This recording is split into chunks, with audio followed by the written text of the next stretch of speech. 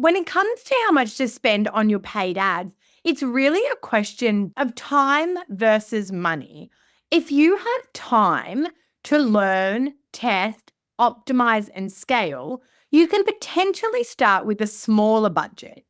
If you've got money and you're low on time, starting with a bigger budget can help accelerate your learnings and move you faster towards identifying what ads have the most impact for your business. So, the first consideration I always have is how fast do we need these results? And in the world of paid ads, there are no instant results. There is no magic bullet. There's no formula I can give you that'll work for all of you. The fact is that the magic bullet and the formula we find individually for each client as we go on that journey of testing and learning and optimizing. Stop and don't spend another single cent on advertising until you listen to this. I'm Marianne Amies. This is Ready, Set, Paid Ads, digital marketing for paid ad success. Let's go. Welcome back to another episode of Ready, Set, Paid Ads. Today, I'm going to talk to you about how much budget you need to succeed in paid ads. It's a question I get asked all the time. How much do you think we need to spend? Or often when I ask the client, what budget do you have or how much do you want to spend? It gets put back to me of how much do you think I need? And look, when it comes to how much to spend on your paid ads, it's really a question to begin with of time versus money. If you have time to learn, test, optimize, and scale, you can potentially start with a smaller budget. If you've got money and you're low on time, starting with a bigger budget can help accelerate your learnings and move you faster towards identifying what ads have the most impact for your business.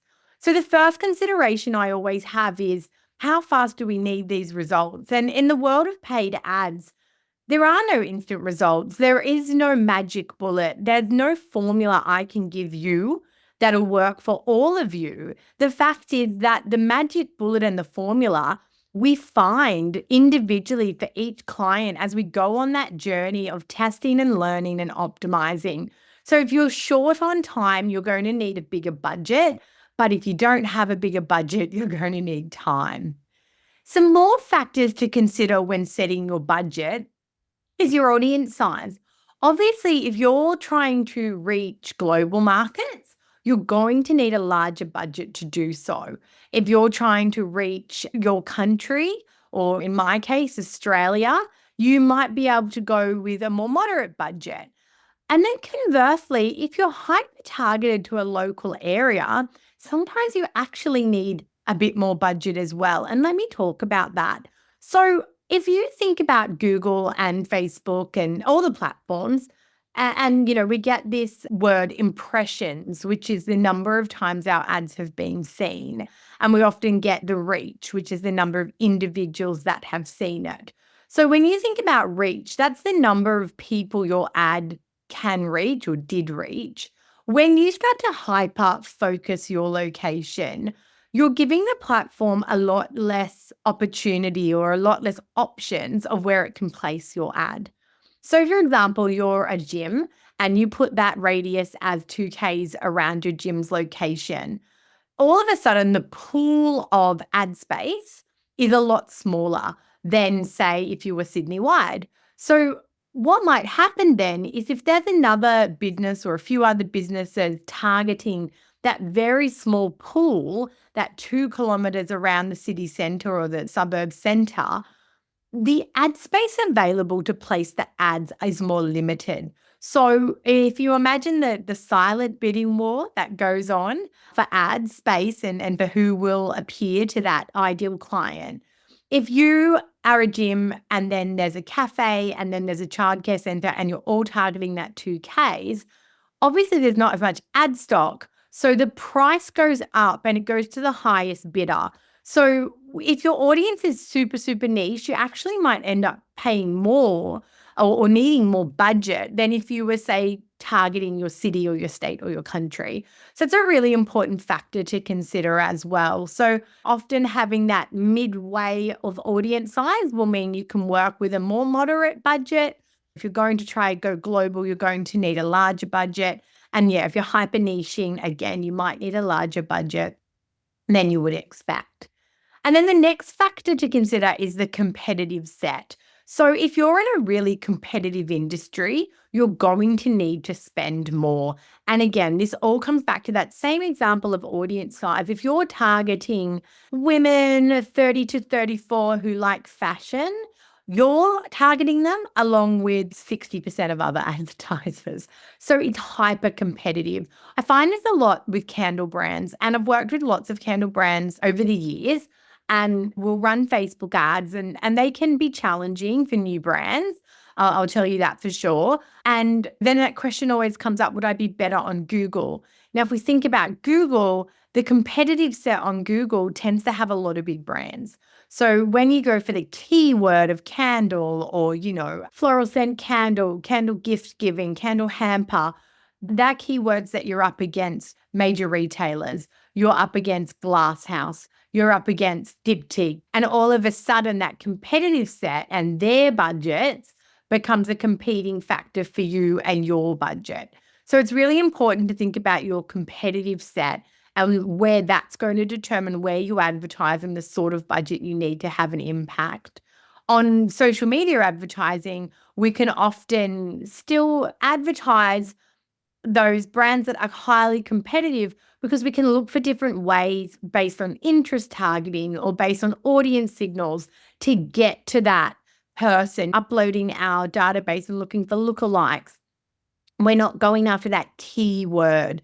And that's why when it comes to Google, it's a pull medium where we're pulling our ad, we're pulling people towards our ad based on what they're searching, versus social media ads that is a push medium where we're pushing our ads based on things we think people might want or the affinities they may have. So that high intent of Google often comes at a much higher price. So time and money, your audience size, your competitive set, that's some really important factors to consider when planning how much budget you're going to need or starting to think about what budget you need to succeed in paid ads. And then it's going to also be impacted by the platform that you're advertising on. So as I mentioned before, Google is a very high intent platform. Social ads tend to be lower intent, more affinity-based advertising. And then funnily enough, in that kind of social realm, but sort of sits as an outlier, you've got LinkedIn. And because LinkedIn is hyper-targeted in terms of people's demographics or their work factors and their company factors, it tends to be a bit more of an expensive platform too.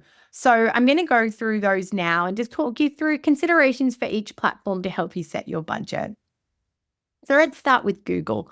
As I've said, Google is high intent.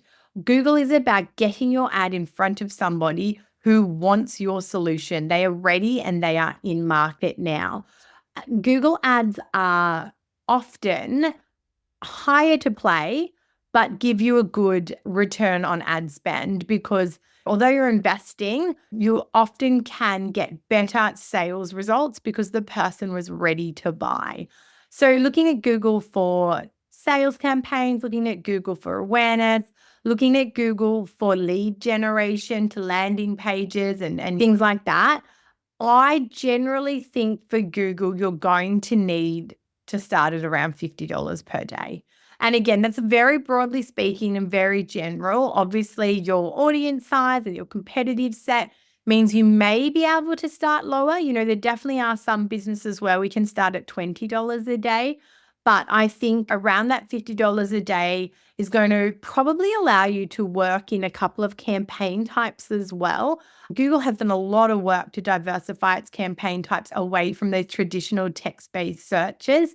And a lot of their AI automation is actually coming through more product or catalog-based ads, newer placements, using visual and copy. So really diversifying from what we've always seen Google ads, which is that one-line text-based result when somebody puts a keyword in. There is demand generation in Google now. So like Facebook trying to pull people based on affinities and based on things people might be interested in rather than just the high intent searches.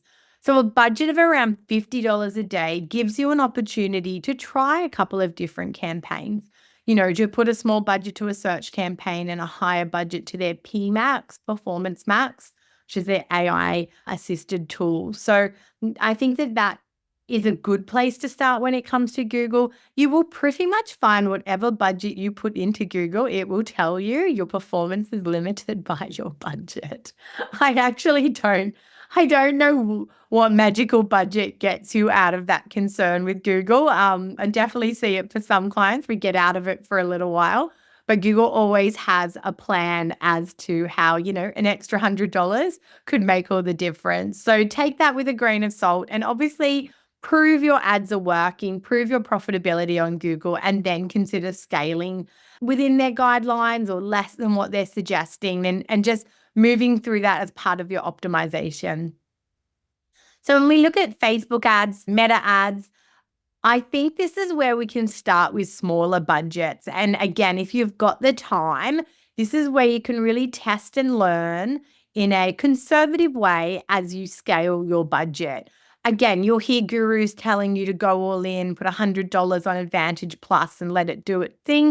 If you've got the money, if you're short on time, absolutely, that's a method or a road you can go down. But, it's high risk. You might run $100 ads for 2 weeks and then realize that those ads aren't going to ever get up there and convert and you've spent a lot of money. Or you can run $10 or $20 ads for a month and have spent less but learned more in that time as well.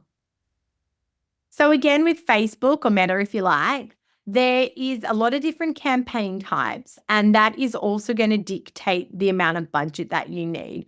So things like general awareness, I've talked before about an always on awareness campaign that I think is, really, really helpful for businesses. That can be a $5 a day or a $10 a day ad. Just a simple retargeting web traffic, always on, that can be $5 or $10 a day. If you're going to do anything with lead generation, so whether you're directing them to a form on your website or you're using the Facebook lead gen form, I think you need more around the $10 to $20 mark, because what you're trying to get is such a high touch response of someone giving over their data. Again, the pool of people that are willing to do that are far less than the pool of people that are going to view a post or like a post. There's a higher intent. So I do think you need a higher budget just to make sure you're getting in front of quality leads. And then we'd like to see those leads coming in around $2 a lead. Sometimes it's up to $10, sometimes it's up to $15 or $20 per lead, depending on the value of the product or service that we're selling. That can also be quite a good result. You also then have your sales-based campaigns on Facebook, and you might have a conversion campaign. You might have a basic landing page that's selling something basic and you set that up as a conversion. Or you might have a Shopify site in an e-commerce business, and that's where you're actually driving catalog sales from Shopify. Again, I think around that $20 a day is a good place to start. You can start lower, but it will take you a long time to exit learning. Facebook will tell you if you're still in the learning phase, and will also tell you if you're not completing enough actions for them to optimize. And when you're not optimized, things do tend to be more expensive. So if in the first couple of weeks or month of your campaign, the results will tend to be more expensive than they will be over time, because you're not optimized and there's so much learning still going on. So the faster you can get out of those learning phases and optimize, the more efficient your results will be over time. So it's important to invest enough in performance-based campaigns, so sales conversions campaigns, that you're going to get out of that learning fast enough that then you can make decisions of whether to scale that. And, if you can start to see ROAS of 2 and ROAS of 3 and ROAS of 4, there's some great indications there that you can invest more in that campaign, because you're turning $1 into $2 or $3 or $4 and so on. So, you want to back those campaigns in when you see that good performance. And obviously you want to be doing lots of optimization. So when I say optimizations, that's things like testing different creative, testing different copy, testing different ad formats, testing different audiences. It's all those steps that you take to find the best result, to get the best people to your ads to take the actions you want them to take. So when it comes to TikTok, I think at the moment, the kind of ad budget guidelines, I would really loop in with Facebook or Meta. TikTok obviously has less people in its ecosystem than when you combine Facebook and Instagram together. Your potential audience size is millions and millions, where TikTok, I think the whole combined audience at the moment is maybe 4 to 5 million in Australia, where, when you combine Facebook and Instagram into the whole of Australia, you're more towards the 20 million kind of coverage. So TikTok's cost per actions are a little bit more expensive than Facebook, again, just based on the fact that they have less people on the platform and that competitiveness to get in front of them.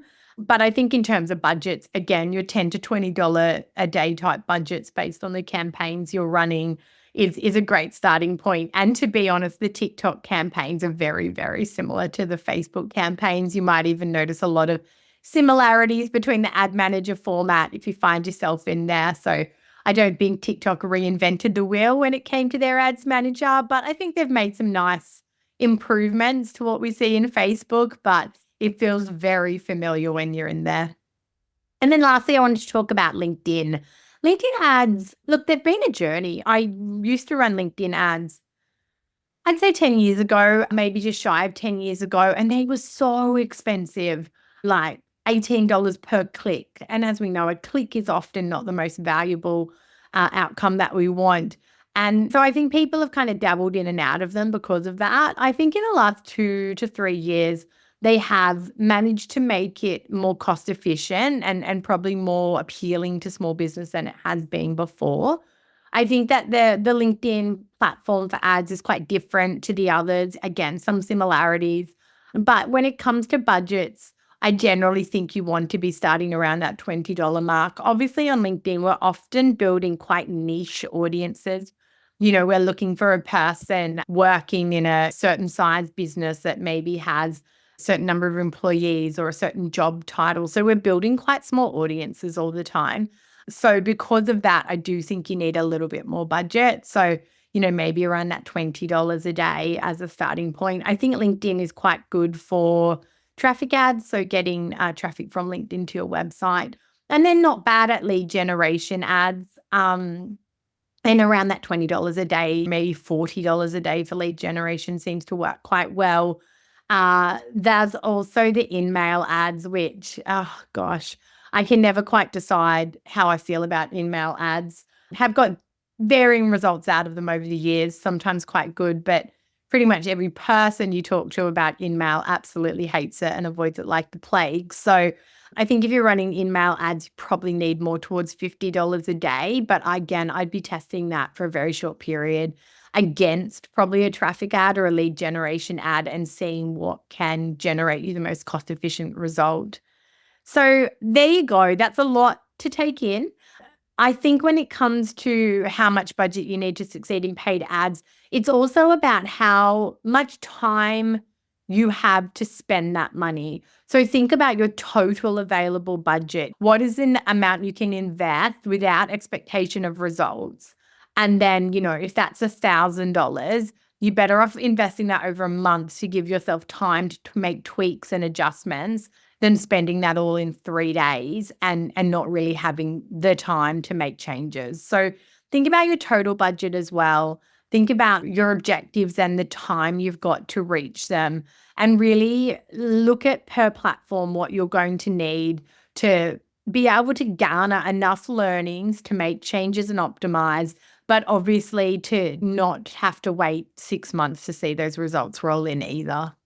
I hope this has been really helpful for you. I hope it gives you some food for thought and gets you along the way of answering that question of how much to spend on ads. As always, I'd love to hear more from you. Feel free to reach out to me on Instagram or LinkedIn and continue the conversation. Air your frustrations, let me know what's going on, and I look forward to being here again soon.